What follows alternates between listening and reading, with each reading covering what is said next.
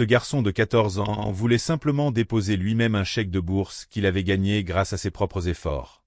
Mais lorsqu'il est entré dans la banque, avec sa peau brune et son vieux sac à dos, non seulement on l'a suspecté, mais on l'a aussi retenu comme un criminel.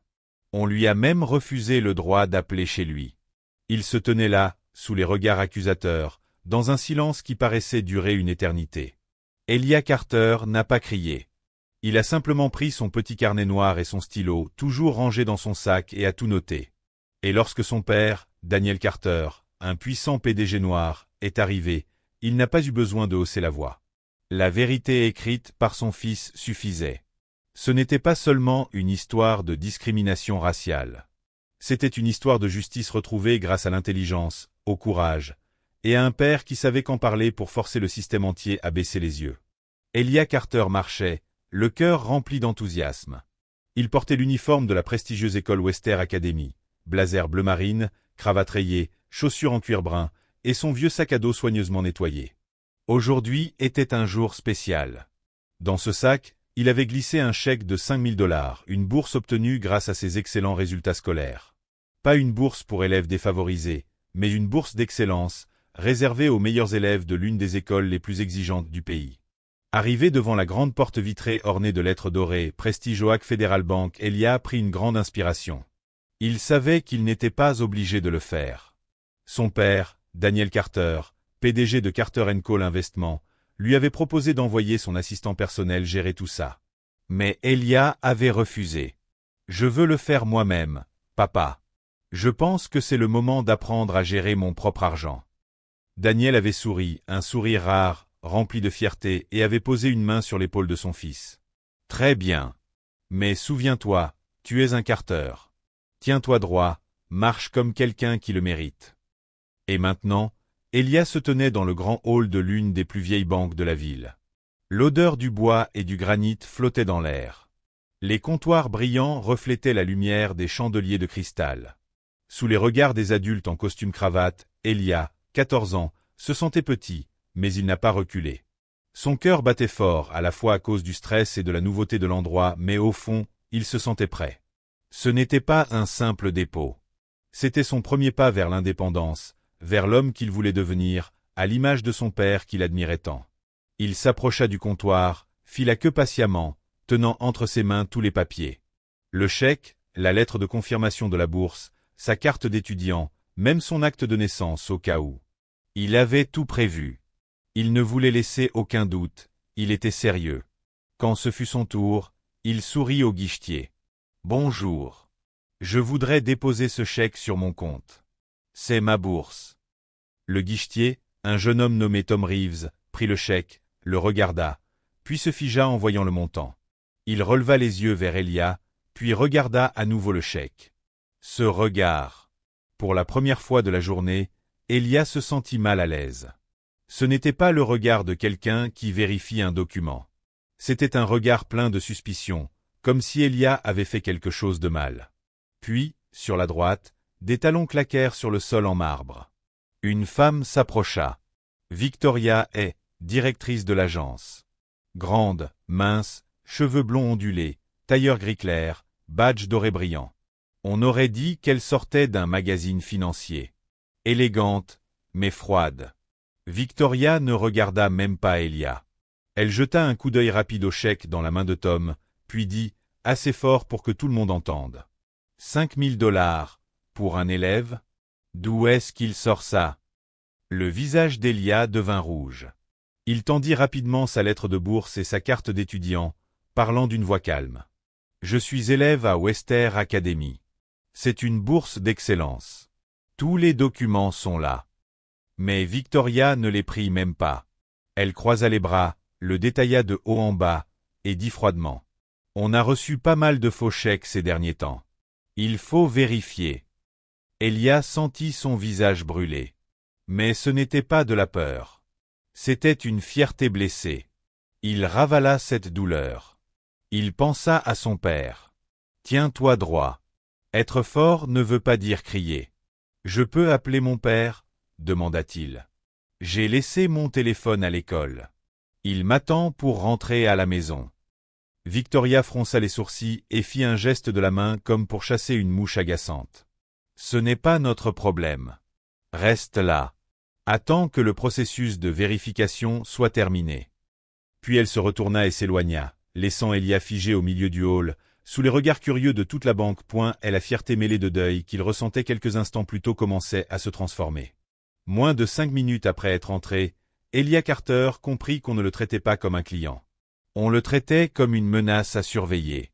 Et à cet instant, Elia Carter, qui était entré dans la banque plein d'espoir, se retrouva dépouillé de tout droit au respect. Les mots de Victoria résonnaient clairement et cruellement dans l'espace luxueux de la Prestige Oak Federal Bank. Un élève de 14 ans avec un chèque de 5 000 $. D'où tu sors cet argent, gamin? Sa voix n'était pas vraiment en colère, mais bien plus terrifiante. Un mépris froid, lent, volontaire, chaque mot soigneusement prononcé. C'était comme si elle disait à tout le monde qu'Elia n'avait pas sa place ici, du moins pas avec une telle somme d'argent entre les mains. Tom Reeves, le jeune guichetier, avait d'abord été simplement surpris. Mais quand il vit la directrice s'approcher et regarder Elia d'un air suspicieux, il changea aussitôt d'attitude. Il examina le chèque à la lumière, plia un coin du papier, puis siffla doucement comme s'il venait de démasquer une arnaque d'enfant. Aucune excuse, pas même un mot comme « Veuillez patienter un instant ». Elia, bien que son cœur battait fort, lutta pour contenir sa frustration. Il tendit la confirmation de bourse signée par le directeur de Wester Academy, avec sa carte d'étudiant et le code-barre. « Je suis élève à Wester. C'est une bourse académique. Tous les papiers sont là. » Victoria jeta un coup d'œil à la pile de documents sans les prendre. Elle croisa les bras, pinça les lèvres comme si elle venait d'entendre une vieille blague fatiguée. Son regard était rempli de soupçons, comme si la vérité qu'Elia venait de dire était une piètre mise en scène. On a eu pas mal de faux chèques récemment. Certains profitent des étudiants. Ça semble crédible, mais ce sont en réalité des documents entièrement falsifiés. Elle dit cela sans même le regarder. Sa voix n'était pas forte, mais suffisamment audible pour qu'une femme blanche derrière le comptoir chuchote. « Ah bon? J'ai lu un article là-dessus. » Un homme en costume Nirbi ricana doucement en secouant la tête. Elia pouvait sentir le poids de leur regard s'enfoncer dans sa peau. Personne ne posait de questions sur la vérité. Personne ne voulait croire qu'un élève noir pouvait gagner une bourse grâce à ses compétences. Tout ce qu'il voyait, c'était sa peau. Et à partir de là, il jugeait. Victoria ne s'arrêta pas. Elle se tourna vers Tom. « Garde le chèque. Je m'occupe de la vérification. Quant au garçon, qu'il aille là-bas. » Puis, se tournant vers Elia, elle hocha légèrement la tête, mais sans respect, plutôt comme un ordre froid. « Va là-bas. Ne dérange pas les transactions des autres clients. » Il marcha lentement vers le coin près du comptoir de consultation, sous les lumières blanches éclatantes et entre les rangées de chaises en bois coûteuses, mais il ne s'assit pas. Personne ne lui avait dit qu'il avait le droit de s'asseoir. Elia restait là, serrant fermement les sangles de son sac à dos. Le froid du sol en marbre lui traversait les semelles et engourdissait ses pieds. Une seule question résonnait dans sa tête. Qu'est-ce que j'ai fait de mal? Victoria était le genre de personne qui n'avait pas besoin d'élever la voix pour se faire obéir, parce que sa manière de parler, de se déplacer, de regarder suffisait à faire se sentir inférieur celui qui se tenait devant elle. À 47 ans, elle avait passé près de 2 décennies à grimper dans les échelons de ce système bancaire conservateur, non par bonté, mais par sa capacité à lire les clients et à placer chaque personne dans la bonne case de sa hiérarchie sociale. Peau blanche, costume Armani, accent du Midwest, case prioritaire. Accent du Sud, uniforme scolaire, peau foncée, case méfiance. Pour Victoria, Elia Carter n'aurait jamais sa place ici. Peu importait d'où il venait. Peu importait qui était son père. Et surtout, peu importait que le chèque soit parfaitement légitime. D'un seul regard, elle avait jugé. Et dans son univers feutré, ce garçon n'était qu'une anomalie à éliminer discrètement. De l'autre côté de la pièce, une employée observait toute la scène. Mélodie Tran, une américaine d'origine asiatique, la seule à froncer légèrement les sourcils avec désapprobation, mais elle resta silencieuse. Elle s'était déjà fait réprimander par Victoria pour avoir souri trop chaleureusement à un client hispanique la semaine précédente. Elia restait là, immobile. Il ne parlait pas. Il ne pleurait pas. Il ne protestait pas. Mais dans sa tête, une étrange émotion montait. Ce n'était pas seulement de la douleur. C'était un mélange brûlant d'humiliation et de colère. Et il comprit que ce n'était plus une simple opération bancaire. C'était un test. Une gifle à sa dignité, qu'il avait bâtie à force d'études, de nuits blanches à rédiger des devoirs, de réponses données avec ses propres efforts. Le chèque de 5 000 $ était désormais dans un coffre temporaire. Mais ce qui était réellement retenu, c'était le droit d'Elia à être considéré comme digne de confiance. Il restait debout, silencieux, raide, dans un coin de la banque, où les regards glissaient sur lui comme s'il était un bug dans le système. Une gêne que personne ne voulait reconnaître, encore moins expliquer. Il jeta un œil au comptoir. Tom Reeves avait repris son service, son visage redevenu neutre comme si de rien n'était. Pendant ce temps, Victoria continuait de marcher dans le hall, ses talons claquant sur le marbre, ses yeux balayant rapidement chaque personne comme un radar. Elia regarda l'horloge murale. Presque 20 minutes s'étaient écoulées. Son chèque n'avait toujours pas été traité. Personne n'avait demandé. Personne n'avait expliqué. L'inquiétude commença à l'envahir. Son père, Daniel Carter, était actuellement au siège de son entreprise, au centre-ville. La réunion du conseil avait commencé à 10 heures, mais son père lui avait dit un jour. « Si quelque chose d'inhabituel se passe, appelle-moi. Je quitterai n'importe quelle réunion pour toi. » Elia ne voulait pas appeler. Il voulait prouver qu'il pouvait gérer la situation avec maturité.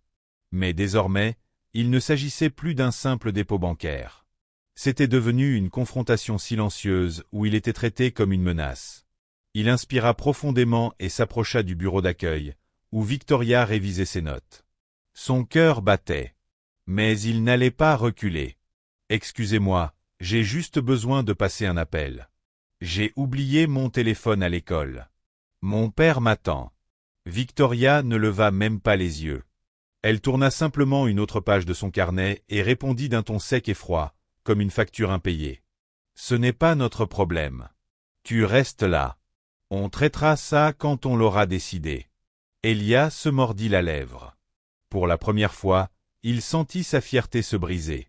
Pas parce qu'on avait refusé sa demande, mais à cause de la manière dont on l'avait fait, sans lui laisser la moindre dignité. Les mots étaient simples, mais leur signification était sans équivoque. « Tu ne comptes pas. » Avant qu'Elia ne puisse retourner à sa position initiale, Victoria leva enfin les yeux, les dirigeant brièvement vers le coin du hall. Un léger hochement de tête, sans un mot, en direction du garde de sécurité à proximité. Le garde de sécurité était un homme imposant vêtu d'un uniforme bleu foncé. Il s'appelait Carter Brigg, environ 50 ans. Son regard était indifférent. Habitué aux ordres muets. Il s'approcha d'Elia, se plaçant à un angle de 45 degrés, pas assez près pour faire du bruit, mais juste assez pour que le message soit clair. « Tu es surveillé. » Elia tourna la tête, croisa son regard.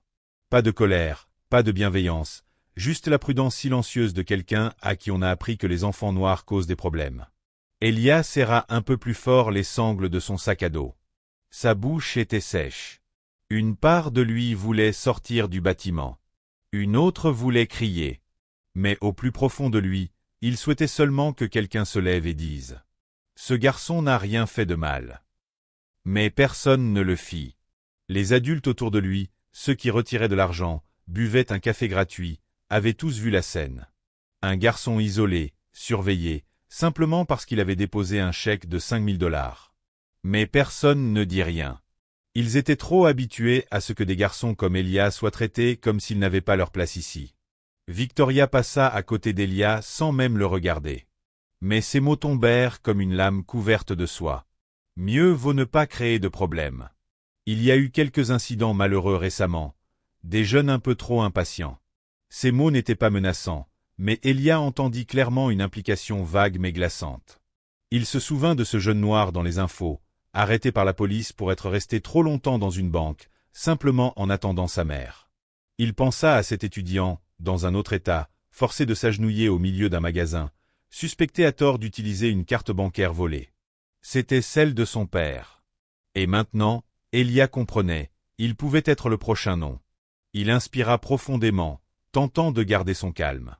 Ses épaules frêles ne bougèrent pas, mais à l'intérieur, une tempête faisait rage. Il regarda autour de lui. Mélodie Tran était toujours debout dans le coin à droite, elle le regardait, mais ne disait rien. Un homme d'âge moyen faisait semblant de faire défiler son téléphone, mais ses yeux observaient la scène à travers le reflet de la vitre. Le hall tout entier, avec ses lustres en cristal, ses sols en pierre luxueuse et ses bannières clamant traitement équitable pour tous les clients, était témoin d'un garçon isolé, traité comme une anomalie. Le chèque était dans le coffre. La confiance était retenue. Et on lui avait retiré le droit de parler. Elia ferma les yeux un instant. Il imagina la voix de son père dans son oreille. « Tu feras face à l'injustice, Elia. Mais tu dois savoir quand te taire et quand te lever. » Il ne savait pas encore quoi faire. Mais il savait une chose. Il n'avait rien fait de mal. Elia restait immobile dans le couloir aux carreaux brillants qui longeait le hall de la banque. Un coin assez isolé pour ne pas bloquer le passage, mais trop vide pour ne pas être remarqué. Un endroit où les lumières étaient plus dures, le sol plus froid, et chaque son résonnait comme du métal. Le garde de sécurité avait repris sa place, mais continuait à le fixer. Tom servait d'autres clients. Victoria dans son tailleur gris parfait, ses cheveux blonds ondulés comme dans un magazine, arpentait le hall comme si elle orchestrait une pièce de théâtre où chacun n'était qu'un pion. Sauf qu'Elia n'était plus un client. Il devenait peu à peu un symbole d'anormalité, une ombre isolée dans une pièce où tout était fait pour respirer la politesse. Puis, comme une réaction en chaîne invisible, les murmures commencèrent à s'élever. Il a volé ce chèque? Un gamin comme ça, il a eu une bourse? Une vieille dame, assise 3 sièges plus loin, tira son sac à main plus près d'elle. Une autre employée de la banque passa près d'Elia, le regarda, chuchota quelque chose à sa collègue. Elles rirent toutes les deux. Les clients entraient et sortaient. Personne ne lui parlait, mais leur regard suffisait à dire « Tu n'as pas ta place ici ». Elia leva doucement la main pour se recoiffer. Pas pour se mettre en ordre, juste pour faire quelque chose, un petit geste, pour se rappeler qu'il avait encore le contrôle de son corps. Sa main était froide. Son cœur battait calmement, mais chaque battement résonnait dans ses tempes. Il tenta de respirer profondément. Les mots de son père résonnaient comme un mantra protecteur. Ne te mets jamais en colère, fiston. Les gens chercheront toujours une excuse pour te faire perdre le contrôle. Tu n'as pas le luxe de la colère. Reste maître de toi. Elia serra les dents. Il avait connu l'injustice. Il avait vu le favoritisme. Mais jamais cela n'avait été aussi direct. Il n'avait pas besoin qu'on lui dise que sa couleur de peau était le problème. Tout cet espace le disait déjà pour lui. Au comptoir, Victoria accueillait un couple de personnes âgées blanches. Elle leur souriait, leur serrait la main et les conduisait personnellement au salon VIP près de la fenêtre, où du café noir gratuit et des fauteuils en velours les attendaient. Juste 5 minutes plus tôt, un homme noir, vêtu d'une chemise grise froissée et portant un dossier, était entré. Elia l'avait vu s'approcher du guichet, demander poliment des renseignements sur un compte professionnel. Mais dès que Victoria l'avait vu, elle l'avait renvoyé froidement. Le système rame. Revenez plus tard. Il avait hoché la tête en silence et était reparti, déçu. Personne ne s'était excusé. Personne ne lui avait demandé plus de détails. Puis un autre couple blanc était arrivé. Même dossier, même demande. Mais Victoria avait soudainement retrouvé le sourire, les avait invités à une table privée, et avait même appelé une autre employée pour leur servir plus de café. Elia avait tout observé. Et quelque chose s'était allumé en lui. Ce n'était pas des vérifications. C'était de la sélection. C'était de l'exclusion. C'était de la discrimination. Un bruit rompit le silence. Les talons de Victoria approchaient. Elle jeta un regard à Elia, comme s'il n'était qu'un objet oublié, puis dit assez fort pour que le garde l'entende. « Surveille-le. Qu'il ne s'éloigne pas. On doit encore vérifier. » Elia détourna le visage.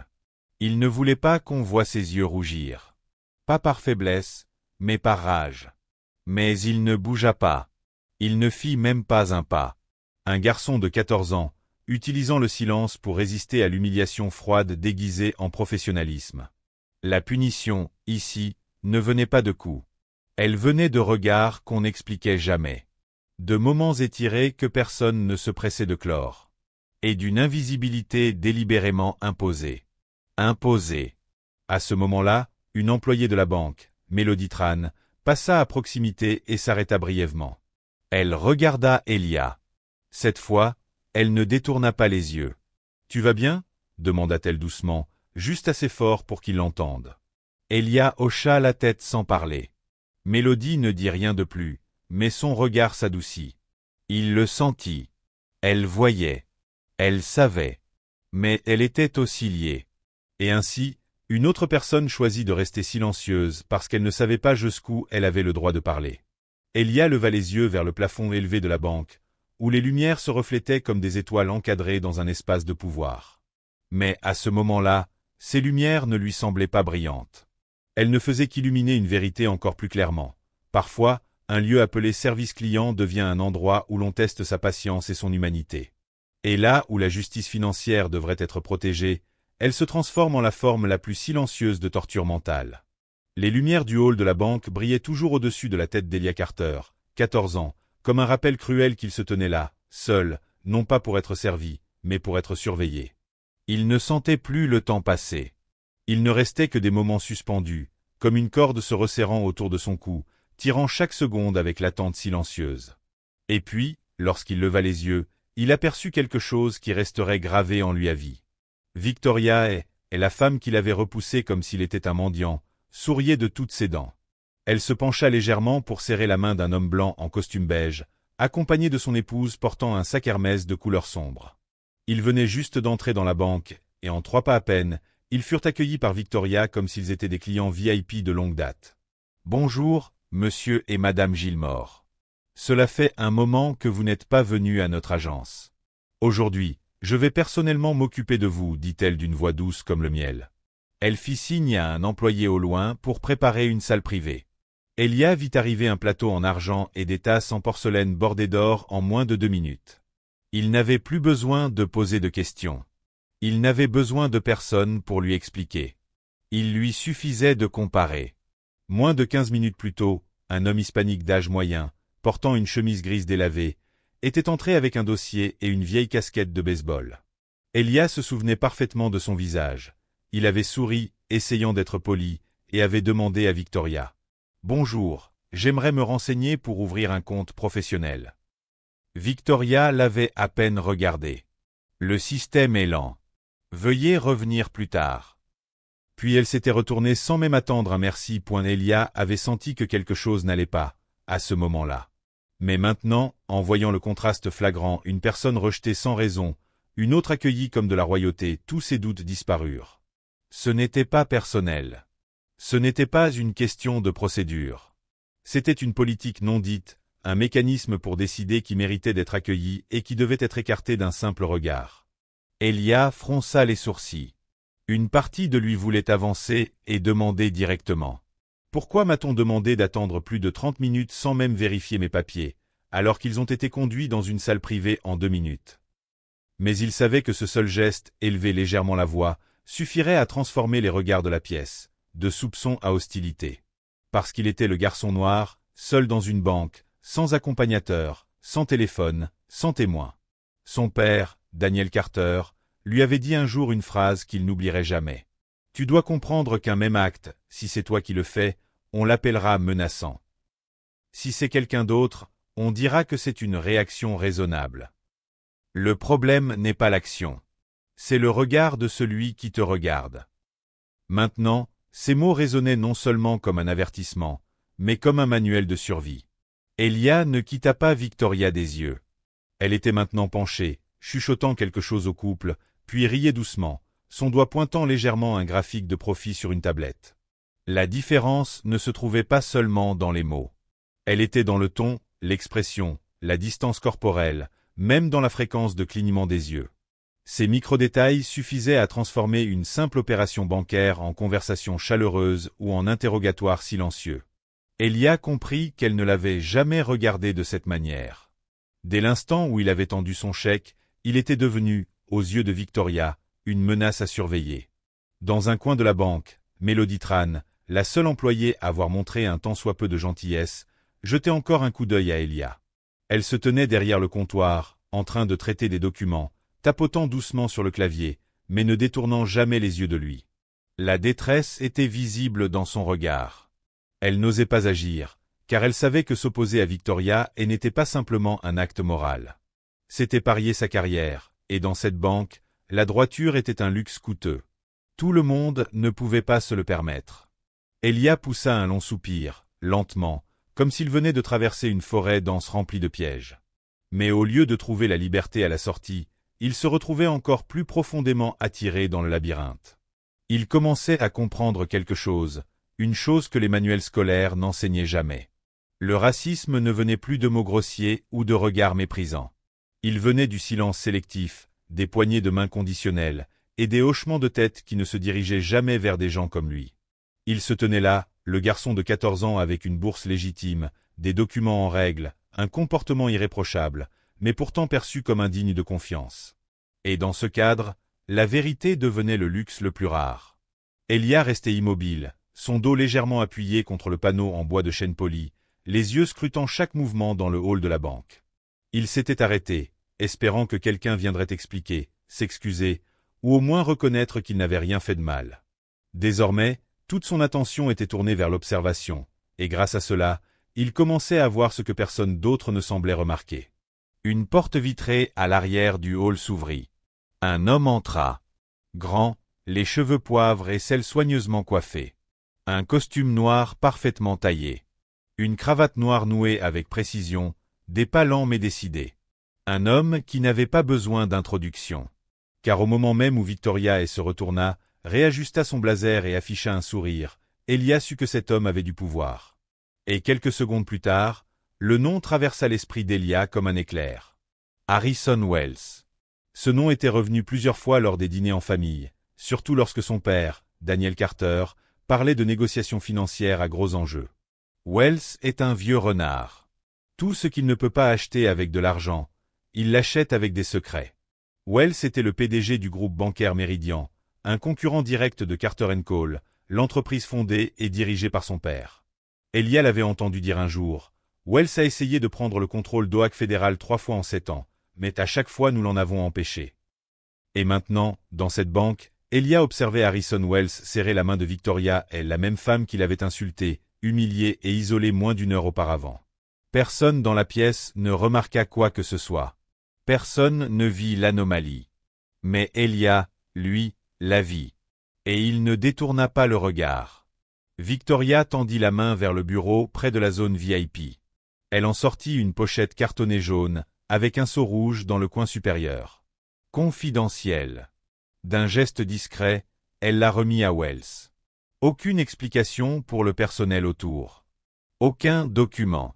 Aucune caméra braquée sur cette zone. Un angle mort parfait dans la disposition du hall, qu'Elia avait déjà remarqué. Wells prit le dossier, l'ouvrit comme s'il connaissait déjà son contenu. Ses yeux se plissèrent en parcourant les pages, sa bouche resta figée, mais son expression montrait clairement la satisfaction. Un léger hochement de tête. Puis il rangea le dossier dans sa mallette en cuir marron, la verrouilla avec une attache argentée. L'échange entier dura moins de 3 minutes, mais cela suffit pour qu'Elia comprenne. Ce n'était pas une transaction bancaire ordinaire. Sa main se resserra sur la sangle de son sac à dos. Son cœur battait vite, non plus à cause de la peur, mais à cause de la fureur qui montait en lui. Il savait que personne ne croirait un garçon de 14 ans debout dans un coin de la pièce. Mais il savait aussi que cela ne pouvait pas s'arrêter à une simple observation. Elia baissa les yeux vers le carnet en cuir noir accroché à son sac à dos, celui qu'il utilisait toujours pour ses notes, ses plans d'études, et pour noter les bizarreries de sa vie scolaire. Il l'ouvrit et écrivit rapidement. 10h47 Harrison Wells, PDG de Meridian, est apparu. Victoria a remis un dossier confidentiel. Aucun témoin. Wells est reparti avec les documents. Quand Elia releva la tête, Victoria était revenue dans le hall. Le sourire professionnel avait disparu. À la place, elle affichait une expression anormalement concentrée. Et quand son regard croisa celui d'Elia, elle se figea. Ce n'était ni la surprise, ni la peur, mais la prise de conscience. Victoria comprenait qu'Elia avait vu toute la scène. Ses yeux le transperçaient silencieusement, posant une question muette. « Que as-tu vu ? Que sais-tu exactement ?» Et Elia répondit par un regard fixe, inébranlable, un défi silencieux lancé par un enfant qui n'était plus un simple client, mais un témoin. Il ne connaissait pas le contenu du dossier, mais il savait une chose. Si Harrison Wells avait reçu quoi que ce soit de Victoria, c'était certainement illégal, et peut-être que la banque de son père était trahie de l'intérieur. À ce moment-là, Elia n'était plus l'enfant humilié pour la couleur de sa peau. Il était devenu le détenteur d'un secret bien plus sombre. Et le plus effrayant, c'est qu'il venait à peine de gratter la surface. La main d'Elia trembla légèrement alors qu'il traçait les premières lettres sur la page ivoire. L'encre du stylo noir suivait chaque petit mouvement, régulière comme la respiration de quelqu'un qui avance dans l'obscurité. Chaque lettre, chaque ligne servait d'ancrage pour fixer la réalité qui commençait à se déformer devant ses yeux. 10h47, Harrison Wells apparaît. Victoria et remet un dossier confidentiel. Wells acquiesce. Aucun témoin. Aucun reçu enregistré. Les documents quittent la banque. Chaque mot qu'Elia écrivait était net, soigneux, aligné, exactement comme son père le lui avait appris. La vérité n'a pas besoin d'être criée. Il suffit de l'écrire correctement. Sa main gauche reposait légèrement sur le carnet, couvrant ce qu'il venait d'écrire, car il savait que si Victoria ou quelqu'un d'autre voyait ce qu'il enregistrait, leur silence ne serait plus une simple indifférence. Ce serait une pression. Cela pourrait devenir une intimidation. Cela pourrait être une menace. Et il n'avait que 14 ans. Personne ne se lèverait pour lui sans preuve. Il leva la tête, ses yeux parcourant la salle familière qui semblait maintenant remplie de significations cachées. Chaque personne, chaque pas, chaque mouvement paraissait normal. Mais sous cette surface se cachait un système sélectif, stratifié, où le pouvoir et la culpabilité marchaient main dans la main, enveloppés de verre, dans l'odeur du bois de chêne et des slogans comme intégrité, confiance, au service de la communauté. Victoria était au comptoir en train de répondre à quelque chose à Tom Reeves, le visage anormalement tendu. Fini le sourire parfait de la réceptionniste. Fini l'expression autosatisfaite. À la place, une expression défensive. Son regard dériva brièvement vers Elia. Ce n'était plus du mépris cette fois, mais une évaluation. Et Elia comprit immédiatement. Elle sait que j'ai vu. Et maintenant elle se demande ce que je vais en faire. Il détourna les yeux, non pas pour fuir son regard, mais pour jouer le rôle de l'enfant effrayé qu'il voulait qu'il soit. Mais à l'intérieur, Elia était prêt. Il savait que ce qu'il avait vu pouvait être la preuve d'un complot, d'une trahison, voire d'une vente d'informations confidentielles, un délit suffisant pour ruiner une carrière. L'esprit du garçon tournait à toute vitesse. Il revoyait chaque. La jeune fille isolée. L'impuissance se lisait clairement dans son regard. Elle n'osait pas agir car elle savait que s'opposer à Victoria n'était pas seulement un acte éthique. C'était parier sa carrière, et dans cette banque, la droiture était un luxe coûteux. Tout le monde ne pouvait pas se le permettre. Elia poussa un long soupir, comme s'il venait de traverser une forêt dense truffée de pièges. Mais au lieu de trouver la liberté à la sortie, il se sentait entraîné plus profondément dans le labyrinthe. Il commença à comprendre quelque chose que les manuels scolaires n'enseignaient jamais. Le racisme ne vient plus des mots grossiers ni des regards méprisants. Il vient du silence sélectif, des poignées de main conditionnelles, des acquiescements qui ne s'adressent jamais à des gens comme lui. Il se tenait là, ce garçon de 14 ans, avec une bourse légitime, des papiers en règle et un comportement exemplaire, mais il était jugé indigne de confiance. Et dans cet environnement, la vérité devenait un luxe rare. Elia resta immobile, le dos légèrement appuyé contre les panneaux en bois verni, ses yeux scrutant chaque mouvement dans le hall de la banque. Il avait cessé d'attendre une explication, des excuses ou au moins une reconnaissance qu'il n'avait rien fait de mal. Tout son focus était désormais porté sur l'observation, et c'est ainsi qu'il commença à voir des choses que personne d'autre ne remarquait. Une porte vitrée à l'arrière du hall s'ouvrit. Un homme entra. Grand, cheveux poivre et cils soigneusement coiffés. Costume noir parfaitement taillé. Cravate noire nouée avec soin, ses pas lents mais décidés. Un homme qui n'avait pas besoin d'être présenté. Car dès que Victoria se retourna, ajusta sa veste et sourit, Elia sut que cet homme avait du pouvoir. Quelques secondes plus tard, un nom s'imposa à son esprit comme un choc électrique, Harrison Wells. Ce nom revenait souvent lors des dîners familiaux, surtout quand son père, Daniel Carter, parlait de transactions financières à haut risque. Wells est un vieux renard. Tout ce qu'il ne peut pas acheter avec de l'argent, il l'achète avec des secrets. Wells était le PDG de Meridian Banking Group, un concurrent direct de Carter & Cole, la société fondée et dirigée par son père. Elia se souvenait que son père disait « Wells a essayé de prendre le contrôle d'Oak Federal 3 fois en 7 ans, mais chaque fois, nous l'avons arrêté. » Et maintenant, dans cette banque, Elia observait Harrison Wells serrer la main de Victoria, et la même femme qui l'avait insulté, humilié et isolé moins d'une heure plus tôt. Personne dans la pièce ne remarqua rien. Personne ne vit cette anomalie. Mais Elia la vit, et il ne détourna pas le regard. Victoria tendit la main vers le bureau près de la zone VIP. Elle sortit un dossier jaune Manila estampillé d'un sceau rouge dans le coin supérieur. Confidentiel. D'un geste discret, elle le tendit à Wells. Aucune explication aux employés autour. Aucun document officiel. Aucune caméra ne filmait cet endroit. Un angle mort parfait dans la configuration du hall, qu'Elia connaissait déjà. Wells prit le dossier, l'ouvrit comme s'il en connaissait déjà le contenu. Ses yeux se plissèrent tandis qu'il parcourait les pages, sa bouche restait immobile, mais son expression montrait clairement sa satisfaction. Un léger hochement de tête. Puis il rangea le dossier dans sa mallette en cuir marron, la verrouillant avec un fermoir argenté. L'échange entier dura moins de 3 minutes, mais cela suffit à Elia pour comprendre. Ce n'était pas une transaction bancaire ordinaire. Sa main serra la sangle de son sac à dos. Son cœur s'emballa, non plus de peur, mais de la colère qui montait en lui. Il savait que personne ne croirait la parole d'un garçon de 14 ans dans un coin de la salle. Mais il savait aussi que ça ne pouvait pas rester là, à l'état d'observation seulement. Elia regarda son carnet noir accroché à son sac. Celui qu'il utilisait toujours pour prendre des notes, préparer ses études et noter les étrangetés de sa vie scolaire. Il l'ouvrit et nota rapidement, 10h47. Harrison Wells, PDG de Meridian, est apparu. Victoria a remis un dossier confidentiel. Pas de supervision. Wells est parti avec les documents.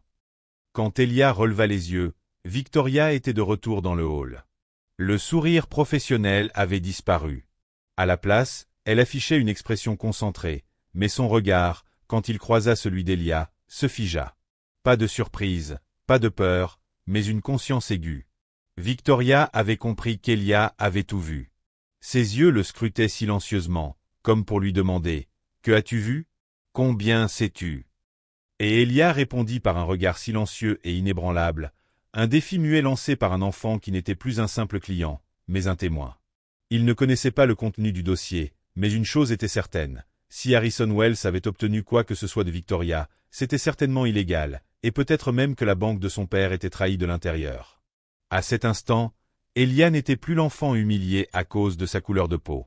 Il était devenu le gardien d'un secret plus sombre. Et la partie la plus effrayante, c'est qu'il venait juste de commencer à entrevoir la surface. La main d'Elia tremblait légèrement alors qu'il posait la première trace de son stylo sur la page ivoire. L'encre de son stylo à billes noires suivait chaque mouvement, régulière comme la respiration de quelqu'un qui marche dans le noir. Chaque lettre, chaque ligne agissait comme un point d'ancrage pour stabiliser une réalité qui commençait à se déformer devant ses yeux. 10h47, Harrison Wells apparaît. Victoria remet un dossier confidentiel. Wells hoche la tête. Personne ne témoigne. Aucun reçu n'est enregistré.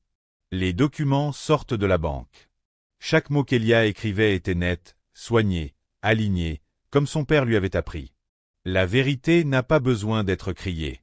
Il suffit de l'écrire correctement. Sa main gauche reposait légèrement sur le carnet, couvrant ce qu'il venait d'écrire, car il savait que si Victoria ou quelqu'un d'autre voyait ce qu'il notait, leur silence ne resterait plus indifférent. Il deviendrait pression. Peut-être coercition. Peut-être menace. Et lui n'avait que 14 ans.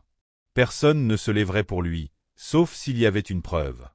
Elia referma son carnet en glissant précautionneusement la page marquée. Il savait que ses notes étaient précieuses, peut-être même dangereuses. Pourtant, il ne pouvait pas rester silencieux. Il devait trouver un moyen de sortir cette vérité du silence imposé. Le soir venu, il rentra chez lui, le cœur lourd mais déterminé. Devant la porte, il trouva son père, Daniel Carter, absorbé par ses dossiers. Elia hésita un instant, puis se lança. « Papa, je dois te parler. Il se passe quelque chose à la banque. » Daniel leva les yeux, fatigué, mais attentif. Elia lui raconta tout, avec précaution, sans rien cacher. Son père l'écouta en silence, ses traits se durcissant peu à peu. « Elia, ce que tu dis est grave. Mais tu as fait ce qu'il fallait. Nous allons enquêter, discrètement. » Les jours suivants, Daniel contacta un avocat et un expert en cybersécurité pour surveiller les échanges internes de la banque. Elia, lui, continua d'observer, d'écouter, de noter. Peu à peu, la vérité se dévoila. Victoria échangeait des informations confidentielles contre des promesses et des menaces. Harrison Wells utilisait ces dossiers pour affaiblir Carter & Cole et préparer une prise de contrôle illégale. Avec les preuves accumulées, Daniel porta l'affaire devant la justice. Victoria fut suspendue, puis licenciée. Harrison Wells fut mis sous enquête pour pratiques frauduleuses. Elia, malgré son jeune âge, devint un héros discret. Sa persévérance et son courage avaient permis de sauver l'entreprise familiale et de dénoncer un réseau de corruption. Mais plus important encore, il avait appris une leçon que ni l'école ni les adultes ne lui avaient jamais enseignée. Dans un monde d'injustice voilée, la vérité est parfois la plus forte des armes, même pour un garçon de 14 ans.